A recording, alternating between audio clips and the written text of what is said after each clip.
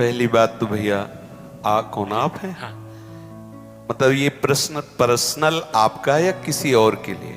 हाँ, क्योंकि हमारे यहाँ पर्सनल ही वार्ता होती, लोक व्यवहार की नहीं। इसमें कोई शर्माने की जरूरत नहीं। इसमें आपने लिखा व्यसन में डूब करके जो कुक्रिया करते हैं एवं उनसे होने वाली जो खराब परिस्थितियां वह कैसे ठीक हो। पहली बात, हम जो व्यसन करते हैं उसे हमें छोड़ना चाहिए, क्योंकि जिस आप खुद स्वीकार करते हैं कि व्यसन से प्रेरित होकर ही शास्त्र विरुद्ध आचरण हो रहा है।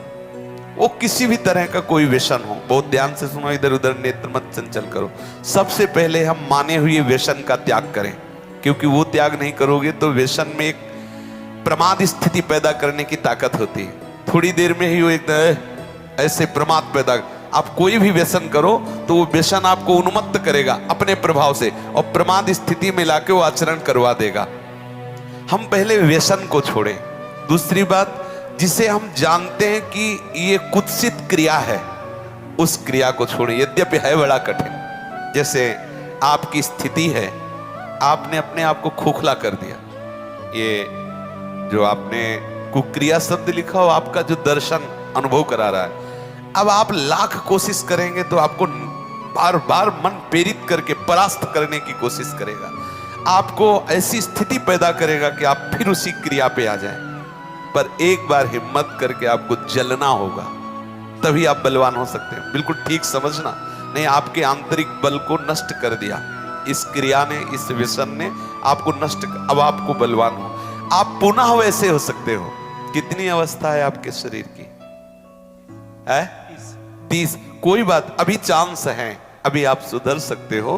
तो आप पहले क्या व्यसन करते हो? अच्छा चलो जो भी हो, तो आप उसे आज नियम लो कि मैं नहीं करूंगा, छोड़ सकते हो। ऑलरेडी छोड़ दिया, ऑलरेडी मतलब बराबर छोड़ दिया। कुक्रिया, कुत्सित क्रिया, हाँ हम समझ रहे, दरअसल आप उसे छोड़ रहे हैं आज कसम खा के। नहीं, महीना पूरा होने में जो वो प्रमत्त स्थिति आएगी, वो सारी कसम असम खूंटी में टंगवा देगा, क्योंकि वो एक ऐसी उन्मत्तता होती, प्रमाद स्थिति होती है। किन्हीं लोगों के हृदय में ये धारणाएं भर दी गई हैं कि कोई एक थैली है ब्रह्मचर्य की, और जब वो ओवर हो जाती है तो वो हट जाती है, ऐसा धारणा बैठा। ऐसा नहीं है।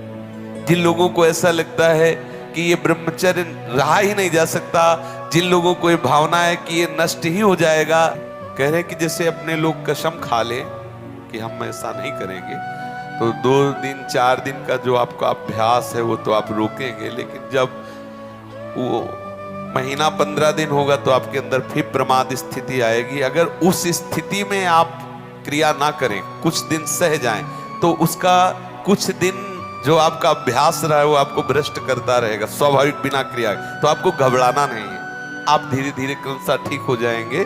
इस विषय पे चर्चा हो चुकी है, पर आप इसमें कुछ प्राणायाम आवश्यक है। किसी योगी जो प्राणायाम के गुरु हैं उनसे आप मिल करके, क्योंकि हम तो वृंदावन के राधा आशिक हैं, हम ये फुस फसत सिखाते नहीं हैं। तो किसी योगी से प्राणायाम कुछ सीख लें, और कुछ व्यायाम, देहाती व्यायाम जैसे दंड बैठक, दौड़ लगाना आदि को, मतलब हमारी प्राण शक्ति को थोड़ा सा व्यायाम के द्वारा एक बल मिलता है। और कुछ आहार नियंत्रण, कि हम इधर उधर की वस्तुएं ना खाएं, वो उसमें पड़े हुए हैं वीडियो में कि ये चीज ना, जैसे ब्रह्मचर्य में सहायक सावधानियां, ब्रह्मचर्य में सहायक भोजन, वो उसमें उसको विस्तृत रूप से आप सुन लीजिए और उससे धारण। मुख्य बात है चिंतन बदलना, ये सब गौड़ बात है। मुख्य बात है चिंतन बदलना। यदि हमारा चिंतन विषय लोलुप बना रहा तो चाहे जितना सात्विक भोजन करो, चाहे जितना आप नहाओ धो पवित्र व्यायाम सब, लेकिन आप रोक नहीं सकते, क्योंकि चिंतन है। चिंतन बदलना अति आवश्यक है। उसके बदलने के लिए सत्संग, शास्त्र स्वाध्याय, नाम जप तीनों आवश्यक है। सत्संग और शास्त्र स्वाध्याय और नाम जप। भले गृहस्थी में हो, 30 मिनट अगर हम शास्त्र स्वाध्याय कर लें, मानो श्री स्वामी राम सुखदास जी की टीका जो की हुई गीता है, वो अमृत है साधकों के लिए। चाहे गृहस्थ हो चाहे विरक्त हो, जरूर स्वाध्याय करना चाहिए। किसी भी संत महापुरुष पर जिस पर श्रद्धा हो उसके प्रवचन सुने, और जो भी भगवान का नाम प्रिय हो वो नाम सुमिरन करे।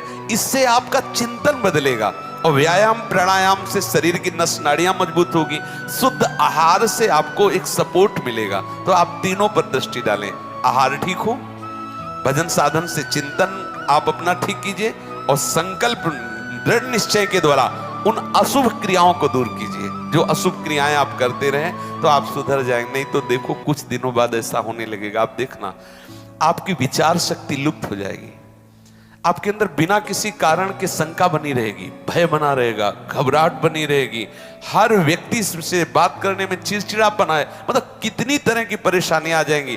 देखो हमें किसी से लेना देना थोड़ी है, तुम हमारे आत्मा हो तो हम आपको सुख पहुंचाने के लिए कह रहे कि आप पुष्ट बनो, आप बलवान बनो, गृहस्थी भी बनो, तो स्वस्थ और सुखमय जीवन व्यतीत करो। अब देखो अभी आपकी अवस्था क्या, 30 वर्ष की अवस्था का जो मनुष्य शरीर है वो पूर्ण स्वस्थ हष्ट पुष्ट होना। देखो आप ऐसे लग रहे हो जैसे बहुत आप चिंताग्रस्त हो, आप बहुत परेशान हो। इससे हुआ क्या, आपने खिलवाड़ कर लिया, इसलिए बात है। अब सावधान हो जाइए। बोलिए अब क्या बात, जो आज सुना उससे जीवन में धारण करो, ठीक है। किसी आयुर्वेदिक वैद्य से मिलकर के अगर ज्यादा परिस्थिति खराब हो तो कोई औषधि ले लो, कोई आसपास आयुर्वेदिक वैद्य हो जिनसे आप सलाह करो, वो धातु पुष्टता की आपको औषधि दें। पर आप किसी भी तरह की चेष्टा ना करें कुछ दिन। अगर आप गृहस्थ भी हैं, आपकी पत्नी भी है, तो भी आप कुछ दिन संयम धारण करें जिससे आप परिपक्व हो जाएं, फिर जैसा प्रभु प्रेरणा करें। लेकिन इस समय जैसे हमारे हाथ में चोट लग जाए तो फिर कुछ दिन सेवा निवृत्त हो जाए, उसको पुष्ट कर लें, फिर सेवा।